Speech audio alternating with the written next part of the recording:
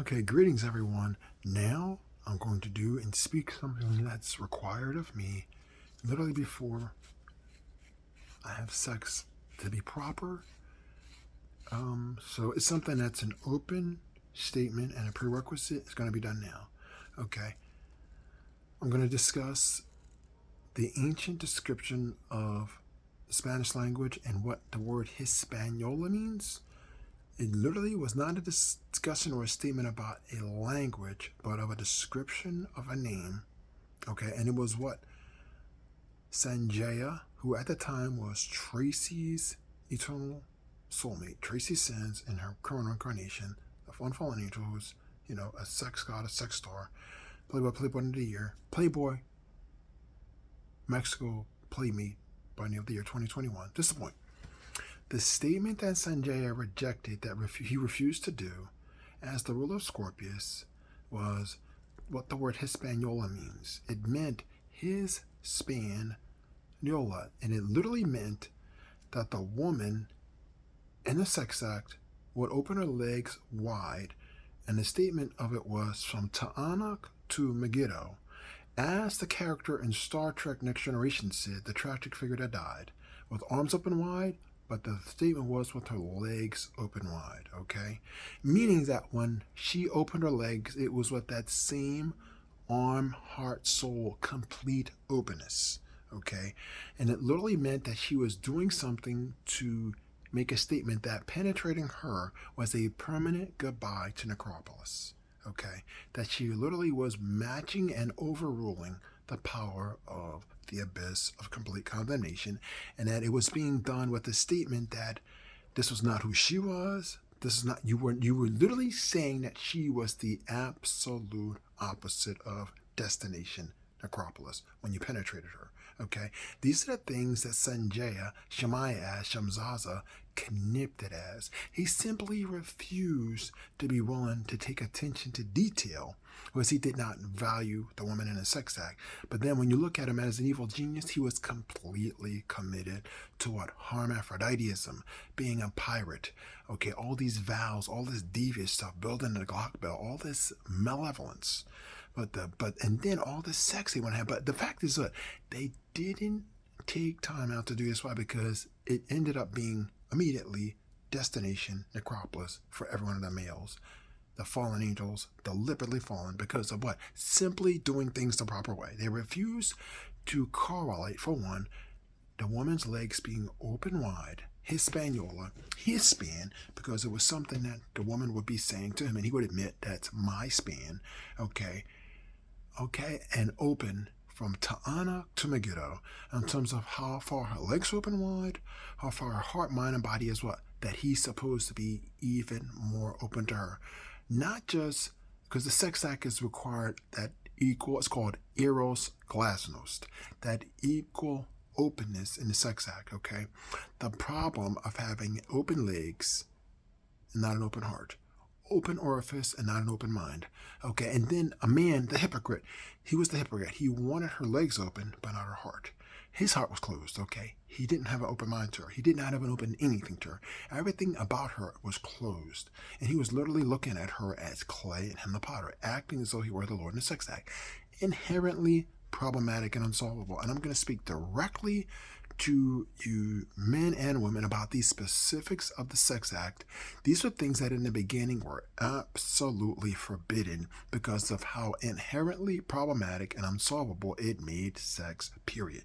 That it had to be, as was spoken, once again, the way the Star Trek character demonstrated. If you remember the episode, if you watched The Next Generation, he was somewhat of a tragic figure that Captain Picard communicated with, who was extremely loving and gracious and like a brotherly love and a blind sort of love, and ended up getting murdered because he kept opening himself up to people that hated him. I think it might have been the Ferengi.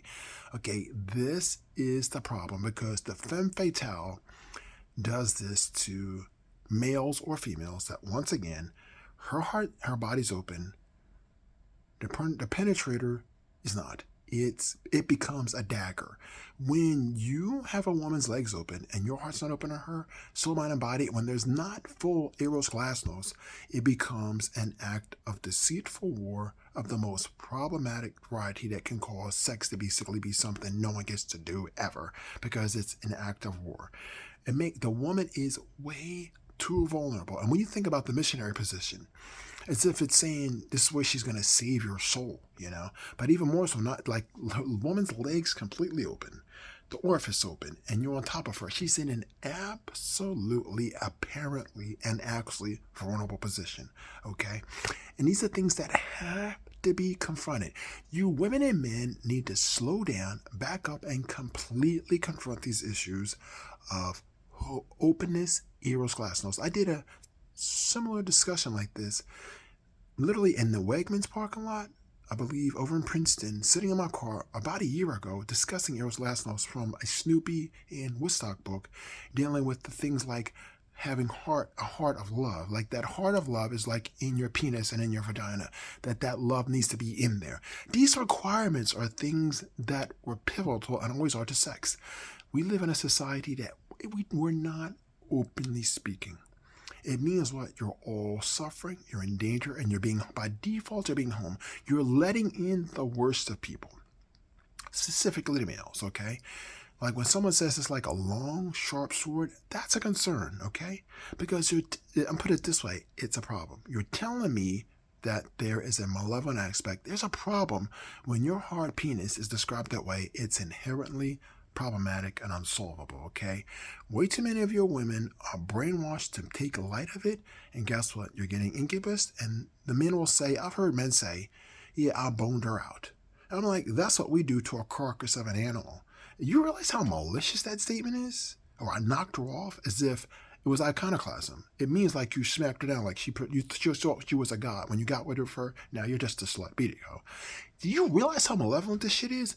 Women, beware and start thinking about what you're doing with these men. And you men, if you really want a woman to stay beautiful for you, if you want some kind of constructive sexuality, because once again, as we discussed, these actions become second nature, they become character traits, they become a fate, a destiny, inevitable. It's your karma, it becomes your harvest, it becomes what you reap, what you sow, it becomes an eternity. You can't just have sex a certain kind of way because it's going to become something that becomes what? Second nature. It becomes subliminal, instinctive, okay? I've always made the parallel when we were on a wrestling team, the hip heist was one move you had to make instinctive. In a wrestling match, he who hesitates is lost. You don't have time to think about the move. And in sex, it's the same way. If you don't have an instinctive character trait of being mutually open, if it's not something you're requiring, and if you don't know how to be aware, if you can't look at the woman, and if you as a woman can't look at the man and say, I see your heart open, then you don't need to do it. You need to develop the discernment as God did. God said, don't look at appearances. For the Lord looks at the heart, not appearances, because I've rejected him. And you women need to learn to look, not at appearances, but at the heart. And you men do too. Why? These are the problems that being unspiritual, presumptuous, arrogant, why? Evil men don't want you to look. Okay? Evil men don't want you to analyze. Why? Because they got a hard dick, and the only thing hard in their dick is their heart. Okay? Evil women don't want you either. Why? Because a lot of times they've been gutted like a fish sexually, and so they're basically like a star that's been imploded into a black hole. And I'm not speaking against you women that way. I'm just saying these are the problems we face.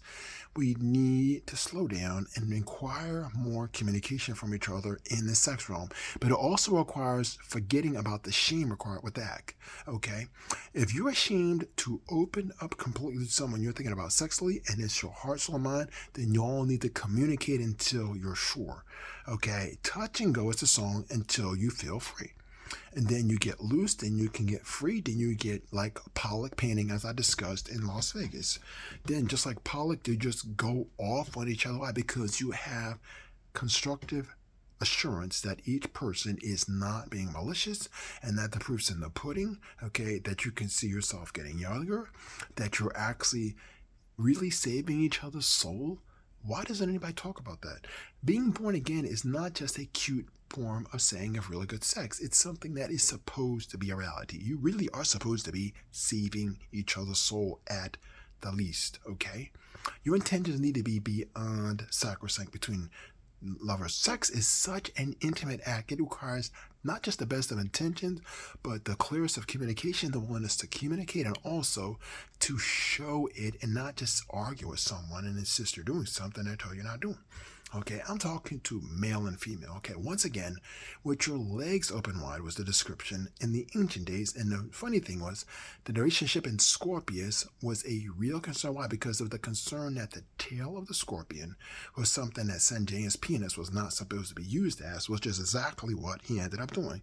He literally made the tail of the scorpion his private member, penetrating women he had sex with, and it was something worse than a gift. It's as if he was trying to give them the sting of death when he ejaculated, as Tupac said, like a 12-gauge shotgun blast going through your body. Okay, yeah, the orgasm, the cum shot, okay, the money shot, it's a problem, and there's way too much of that malevolence that's open in porn. Okay, and lack of love. These are the kind of things that porn numbs you to, just like violence in movies and video games. Porn numbs you to all of these big time details in sex. Okay, and I'm going to say right off the bat, for you men, avoid orgasming looking at porn. It makes you impotent. I can tell you from experience, it's something I've learned to avoid, that if I were to masturbate, I do not orgasm. It's as if it's bizarre, but it literally will make you impotent. And it's really not a good idea to really masturbate looking at porn, period. It's because it's a gateway to perversion. It's such a wanton realm.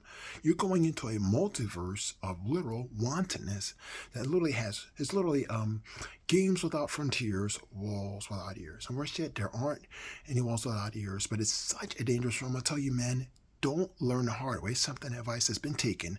And for you women, it's probably worse. Beware of orgasming looking at porn. Specifically porn. Be aware of it. Okay? I say because I love you. I'm being blunt. I'm telling you, someone who's learned to stay away from it even. Okay? Even looking at because it makes you impotent. There's something about it. It's known. It's known it will make a man impotent. And it's known from, I've done videos about this in past years ago, discussing this on pages, that it was known that sometimes if you do too much porn, it takes 6 months to regain potency if you get indulgent and just keep digging in too much. Your body literally needs 6 months cold turkey for a man. Yeah, when you're addicted. So it's not a good idea. You're better off being more analytical toward porn and you're better off getting into what you always said, get into your own mind. And learn to pattern your sexuality constructively, okay? You can't just be lustful and wanton. Learn and think, okay? That's the path to wisdom, okay? Love you, peace. God bless.